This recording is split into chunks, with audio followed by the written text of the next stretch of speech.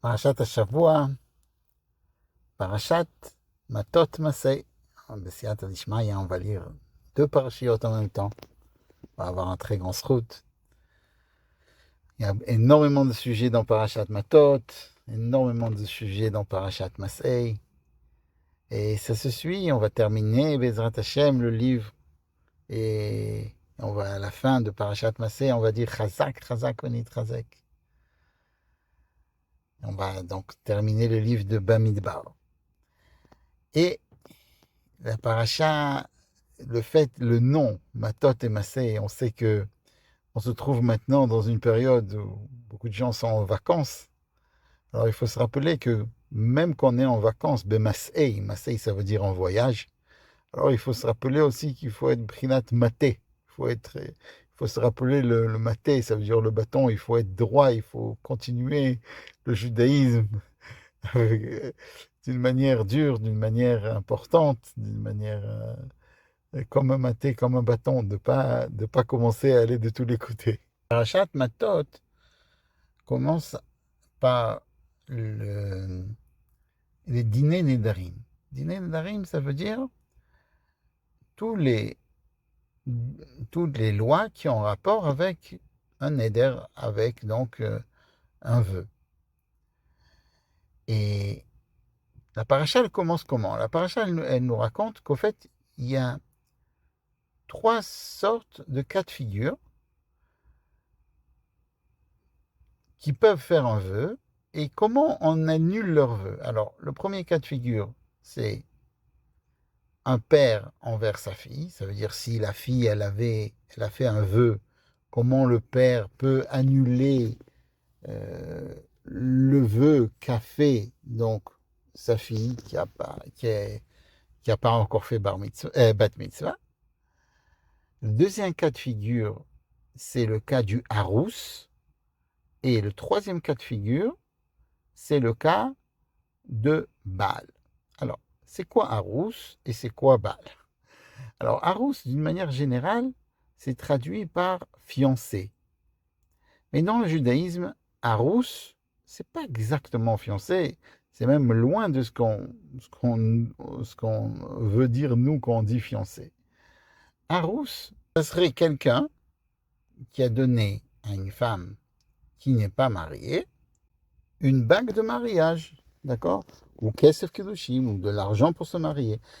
Et à partir de ce moment-là, au fait, la femme, elle devient eshet ish l'école d'avar, elle devient une femme mariée, elle n'a pas le droit de se marier avec qui que ce soit dans le monde, tant que, ou le harous, chas v'shalom, il a quitté le monde, ou l'autre manière, c'est que le harous, il lui a donné un guet, il lui a donné un acte de divorce.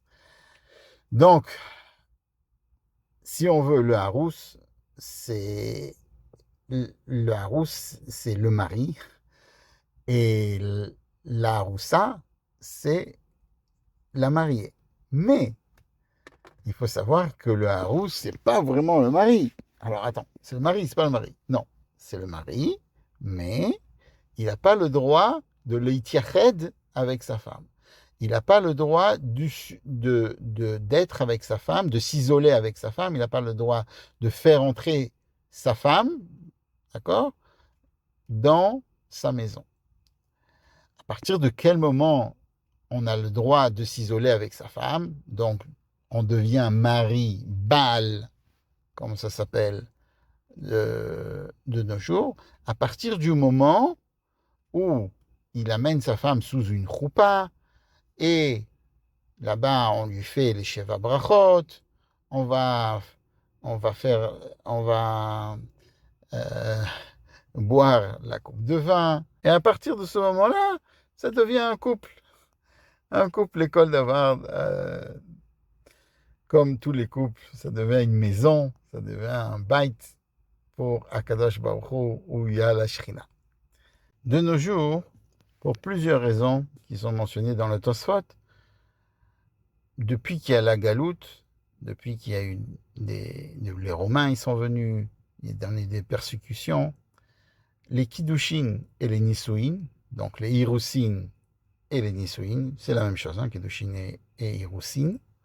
Donc les Kiddushin et les Irusin se font en même temps, au même moment, mais on va séparer les Kiddushin au Nisuin par la lecture de la Ktuba. Donc au début, on prend un verre de vin, on fait donc la bracha. Et donc dans la bracha, on dit, dans la bracha, on va mentionner Asher Kideshanu b'mitzvotav et tzivanu al ha'arayot, qui nous interdit donc tout ce qui est adultère. Ve'asar lanu et harusot, il nous a interdit les harusot, donc celles qui ont eu juste le kiddushin. Elles sont interdites à nous, d'accord? Et après, v'itir lanu et nesuot lanu al-yedei chuppah ve'kiddushin, qui nous a permis les femmes qui sont mariées nesuot lanu al-yedei chuppah ve'kiddushin, avec une choupa, plus le kiddushin. Et juste après, le mari, il dit Areat mekudeshet li betabat zo kedat Moshe Israël, et lui donne donc la bague. Il y a des témoins qui voient ça. Et ça, tout cela, tout ce tekes-là, c'est au fait le tekes de Kiddushin. Irusin, c'est la même chose. Après, on lit la Ktuba, et après, on va faire les Shiva Brachot, les 7 Brachot. Et là, le texte, juste après le texte de Shiva Brachot, ça s'appelle le Nisuin, parce qu'on le fait sous la choupa. Donc, la différence entre Kiddushin et Nisuin, il y a juste la lecture de la Ktuba entre les deux. On fait une chose de nos jours. Toujours est-il que, puisqu'on a bien compris les termes de Kiddushin et de Irusin, on comprend qu'il y a deux sortes de liens entre couple qui veut fonder son foyer. Il y a le lien qui est du Harous, Irusin, et il y a le lien avec le Baal, Nisuin. Et les deux, ils peuvent annuler les vœux de leur femme. Mais dans les Kiddushin, d'après la halakha, celui qui a fait juste les Kiddushin, donc le Harous, il peut aussi annuler des vœux que la femme elle a fait avec le père, mais qu'elle a fait, il a la possibilité d'annuler les vœux qu'elle a fait quand elle était sous la tutelle de son père. Toujours est-il que c'était avant le moment où elle a reçu l'argent de Kiddushin, des Irusin. Par contre, le mari, le Baal, celui qui a fait les Nisuim, il ne peut pas faire ça. Il ne peut pas annuler les vœux que la femme a fait avant qu'elle soit Nessoa, avant qu'elle soit mariée. Donc on voit que le Harous, il a une force qui est plus grande que le Nasoui. Et là, la question qui se pose, comment se fait-il? Comment se fait-il que le Harous, il a plus de force que le Baal? Alors, on dit comme ça que un couple qui fonde un foyer, avant, c'était une Neshama. Comme ça, le Zohar, il dit. Le Zohar, il dit que c'est une Neshama qui est séparée en deux. Chaque partie de la Neshama a grandi dans un autre endroit, et après, il s'unit. Donc, si on veut, le Harous représente cette phase, la phase où deux personnes doivent comprendre qu'ils sont une moitié de Neshama et qui deviennent qui deviennent une entité. Après cela, il y a un autre stade où le Baal, donc le stade du vrai mariage, où non seulement ils sont une entité au niveau de Neshama, au niveau spirituel, mais ils sont une entité au niveau matériel où ils peuvent s'unir d'une manière physique. Comme lui, le Harous, il n'a pas toutes les possibilités. Alors chez lui, on sent beaucoup plus l'union qui a rapport avec la Neshama. On sent chez lui l'union, puisque ce n'est pas une union physique, c'est une union qui est au niveau des Neshamot. Puisque l'union physique, c'est deux personnes qui s'unissent, qui peuvent habiter dans une maison, mais c'est deux personnes qui vont habiter dans une maison. Par contre, le lien qui ressort des Hirousim, c'est un lien qui est beaucoup plus profond. Parce que là, c'est pas un lien matériel, c'est un lien qui est uniquement spirituel. Puisque et c'est un lien qui est beaucoup plus fort, puisque c'est une Neshama qui est séparée en deux, et à partir des Hirousim, ces deux Neshamot vont devenir un. Et si on veut, puisque le côté spirituel, il est beaucoup plus mis en, mis en évidence chez le Harous, alors c'est pour cela que lui, il a une force spéciale. On lui dit, tu sais, non seulement tu es tellement attaché à ta femme, non seulement si elle a fait le vœu à partir du moment où elle était avec toi, mais comme à partir de la naissance, vous étiez unis. Donc, tu as la possibilité d'annuler, tu as une force sur comment annuler un vœu que ta femme, elle a fait à partir du moment où elle est née. Parce que sache qu'à partir du moment où elle est née, c'était ta moitié. Donc, tu as la possibilité d'annuler les vœux de ta moitié. C'est pour ça que le Harous, il a plus de force que le Baal. Et au fait, dans un couple, à chaque moment, on a les deux choses qui se réveillent en nous. Ça veut dire, il faut savoir qu'on a et le Hirousin et le Nisuin. C'est pour ça que quand le Mashiach il va venir, Bezrat Hashem, alors, comme on dit que le Knesset Israël avec Akadosh Baruch Hu, c'est comme le rapport qu'il y a entre le mari et la femme. Et on dit que du temps du Mashiach, alors on sera unis avec Akadosh Baruch Hu, et comme les Nisuim, et comme les Hirousim. Que l'essentiel, c'est que Bezrat Hashem, on voit ces miracles venir le plus tôt possible. Amen. Donc la parasha de cette semaine, elle commence par le mot Ze Adava Asher Tiva Hashem. Tiva le Rashi Amatot. La parasha, elle commence par Ze Adava. Ze Adava, ça c'est la chose. On sait qu'il y a une différence entre Ze et Ko. Et pourquoi on nous parle des Rashi Amatot? Parce qu'on dit que non seulement le mari, il peut annuler les vœux comme on a vu, le Harous aussi il peut faire, celui qui a fait juste Maïs et Kiddushin, et le père aussi il peut faire. Mais il y a quelqu'un d'autre qui peut faire, c'est les Rashi Amatot. C'est les gens qui sont vraiment les Chachamim de la génération. Eux, ils ont la possibilité justement d'annuler le vœu. Et là, il faut comprendre, dans la Chassidut, c'est expliqué comment se fait-il que eux, ils ont cette possibilité d'annuler le vœu. On comprend, on vient de dire pourquoi le Harous il peut, pourquoi le mari il peut, parce que en fait, c'est une neshama, ils ont un kesher nishmati, donc c'est comme si tu fais quelque chose. Quand il y a deux shutafim, d'accord, il y a deux shutafim qui font quelque chose, alors un shutaf, il peut être d'accord avec ce que tu as acheté, ou il peut dire non, je ne suis pas d'accord avec ce que tu as acheté. Et même il peut annuler le vœu. On arrive à comprendre, Tarton, que quelqu'un qui est vraiment attaché à quelqu'un d'autre, il peut, surtout que Alpirov, ce qu'on annule, c'est les vœux chez Nogim Beino le Beina. Ça veut dire des vœux qui peuvent entraîner une certaine difficulté entre le mari et la femme. On arrive à comprendre. Mais comment se fait-il que le Chacham, il peut annuler un vœu? Pourquoi? Et d'ailleurs, ce n'est pas marqué Bimfourash.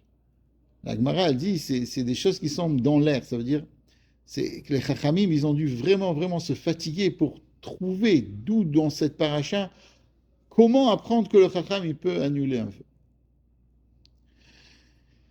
Et surtout, il faut comprendre, d'un côté, il y a marqué que c'est pas bien de faire des vœux. L'odaïcha mashasa Torah, ça suffit pas ce que la Torah t'interdit, qu'est-ce que tu rajoutes? Et d'un autre côté, il y a marqué, c'est Nedarim, siag les préjoutes, ça veut dire, si tu fais des Nedarim, tu peux arriver à un certain niveau. Donc il faut essayer de comprendre tout ça, comment ça marche, comment ça se fait que le Chacham il peut faire.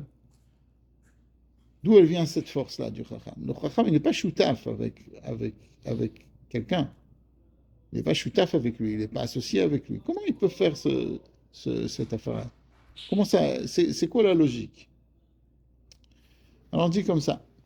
Dans le monde, quand on dit Shema Israël, le Chassidus s'explique, quand on dit Shema Israël, Hashem Elokeinu Hashem Echad. Quand on dit par exemple, Hashem Echad, ça veut dire que tout est Echad. Tout est Akadosh Baruch. Quand on dit En Od Milvado, il n'y a pas autre chose à partir d'Akadosh Baruch. C'est pas qu'il n'y a pas d'Avodah Zarah dans le monde. Mais réellement, il n'y a rien dans le monde qui n'est pas lui. Tout ce qui se passe dans ce monde, tout ce qui se passe à chaque moment, c'est lui.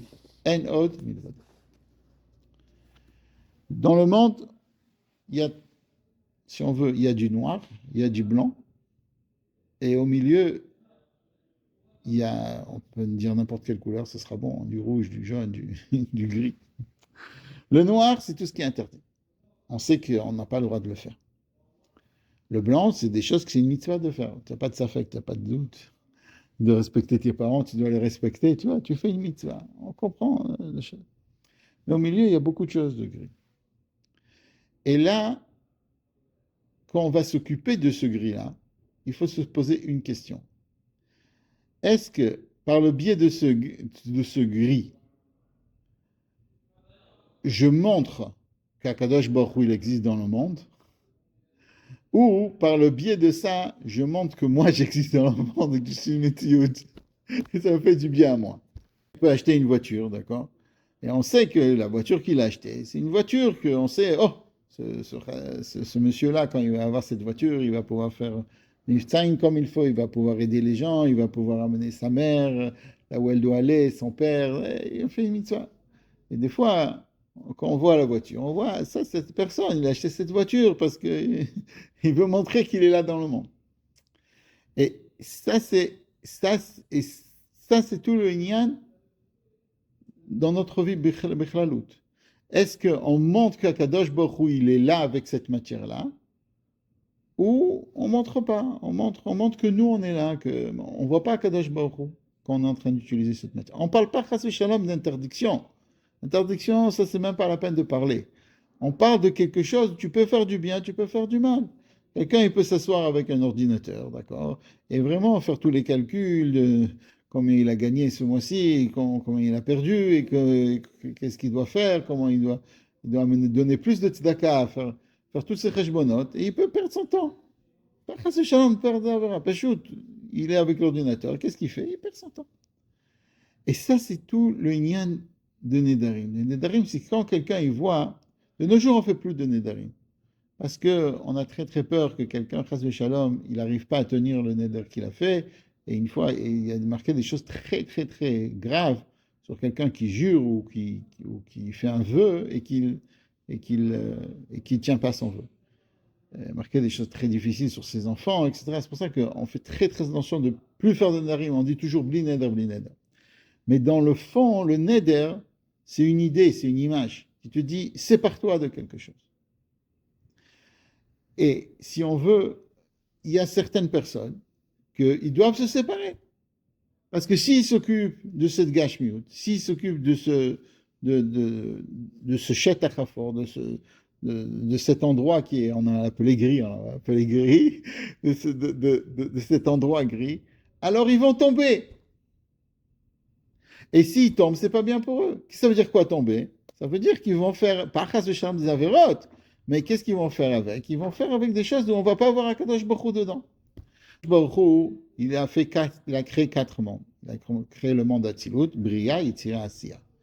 Dans Atzilut, il y a Akadosh Baruch Hu, il n'y a que lui, on comprend.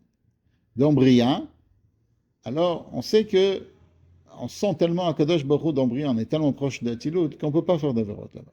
Celui que sa neshama, elle est Meolam Bria et qui vit ici avec un kesher avec l'Olam Bria, elle ne peut pas faire d'avérotes. C'est un prinat tzadik. Le Yetzira, moitié-moitié. Il y a déjà des difficultés. Asiya, c'est l'Olam Azeh Agashmi, c'est l'Olam matériel. Et dans l'Olam matériel, la majorité du Olam matériel, on ne voit pas de la divinité.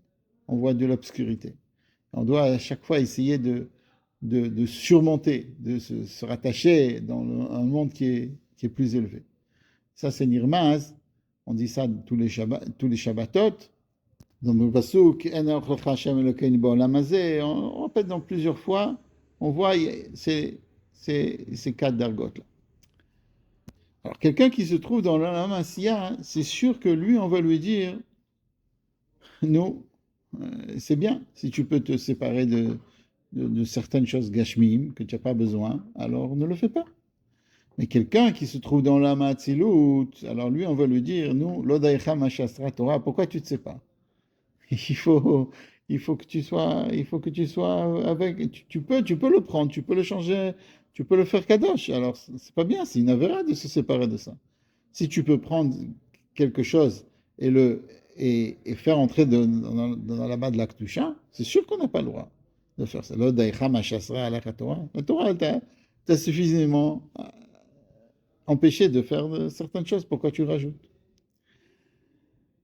Et quand on comprend ça, on comprend pourquoi le Chacham, lui, il a la possibilité de faire Atarat Nedarim. Quand on va chez le Chacham, qu'est-ce qu'on lui dit? On lui dit, le Chacham, il lui dit, si tu savais que c'était comme ça, est-ce que tu aurais juré? Le père de Rabbi Eliezer, c'était Orkenus. Il a vu que son fils, il voulait plus travailler dans le champ, alors il lui a dit, tu vas pas avoir, il était très très riche, tu vas pas recevoir mon héritage. Après, quand il est devenu tellement grand, tellement Talmid Chacham, Rabbi Yochanan est venu le voir, il lui a dit, si tu savais que ton fils serait devenu comme ça, est-ce que tu aurais fait ce neder? Tu lui aurais empêché, tu aurais fait, tu vois, tu aurais empêché de t'hériter. Il dit, Chas Shalom. Le Chacham, il arrive à trouver un pétard, et par ce biais-là, il peut annuler le neder. Dans le Chassidut, c'est expliqué que le Chacham, lui, il se trouve dans l'Olam Hatzilut, si on veut. C'est Raché Amatot. Et c'est pour ça qu'on nous dit Zé Adava, pas Ko. Zé, c'est quand Mamash il voit, il est très.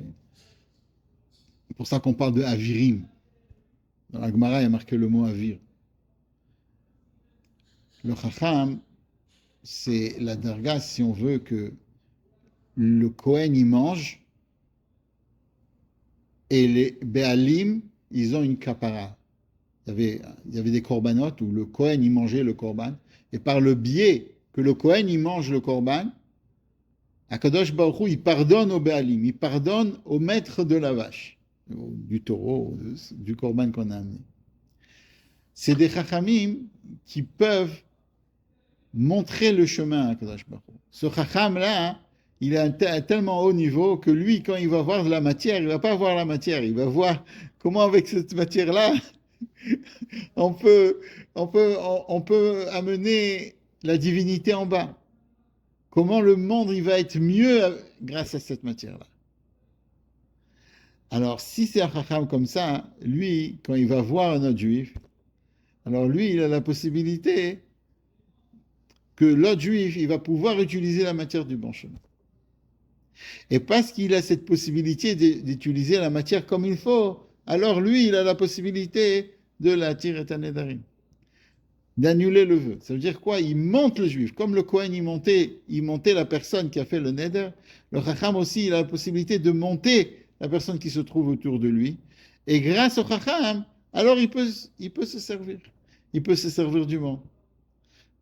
Stam, quelqu'un qui va manger de la viande, l'avdafka que ça va monter dans la Kedusha. Mais s'il le mange Shabbat dans une Souda, à côté de, il va dire des divrei Torah, etc., alors tout le monde va voir que la viande, elle est pour que cette personne-là, il travaille mieux à Kadosh Baruch Hu. Ça, c'est le tafkid du Chacham. C'est pour ça que le Chacham, lui, il a la possibilité aussi de l'attirer et un neder. Pas les affaires, les attire, c'est une différence. Bon, ça, on n'aura pas trop le temps d'expliquer. Mais les attire et un neder, ça veut dire annuler le vœu. Et comment? Parce qu'il prend la personne et il le monte à un niveau qui est tellement important, tellement haut, il lui montre son importance. Et quand on est à côté d'un chacham, alors on a une possibilité que les choses qu'on ne peut pas faire loin d'un chacham, on peut les faire à côté du chacham parce qu'il nous montre vraiment le chemin. On est à côté du chacham, alors même quand on est dans un massa, même quand on est dans Mas'ei, alors il nous donne la force de rester matot, il nous donne la force de rester un bâton comme il faut.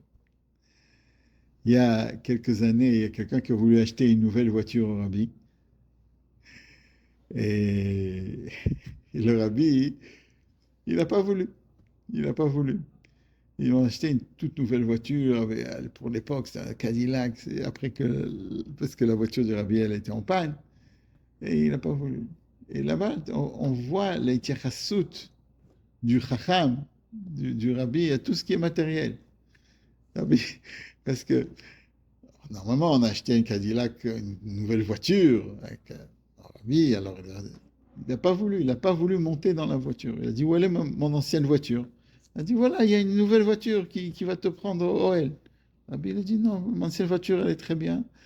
Et si elle est abîmée, on peut la réparer.